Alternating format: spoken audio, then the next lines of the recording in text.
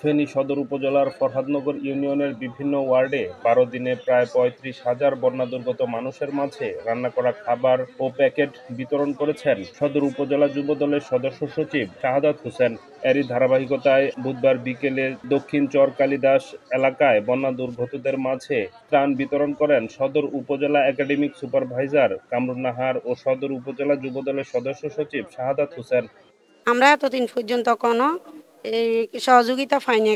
আমরা অবহেলিত হিসাবে ছিলাম, অনেক পানিয়ে ভুক্তভোগী হয়েছি। বিগত কয়েকটা দিন আগে যে বন্যাটা হয়েছে, এই বন্যাতে এই যোগাযোগ বিচ্ছিন্নতার কারণে এখানকার মানুষ পর্যাপ্ত পরিমাণে ত্রাণ পায় নাই। বিভিন্ন জায়গা থেকে আমরা চেষ্টা করব বিভিন্নভাবে উপহারগুলো এনে এই বন্যার পরবর্তী সময় যেন আপনারা আবার ঘুরে দাঁড়াতে পারেন, জীবনটাকে স্বাভাবিকভাবে চালাতে পারেন, সুন্দরভাবে চলতে পারেন, সে চেষ্টা করব। আমি চেষ্টা করছি আমার যতটুকু তৌফিক এগুলাইছে ওনাদের পাশে থাকার জন্য। ওনারা যথেষ্ট পরিমাণে ক্ষয়ক্ষতি, আমি কিছু ত্রাণ নিয়ে হালকা ওনাদের সাথে আসলে জাস্ট তাদের সাথে সহযোগিতা করার জন্য, আর কিছু বাচ্চাদের আর কিছু বড় মহিলাদের কিছু জামা কাপড় নিয়ে এসেছি।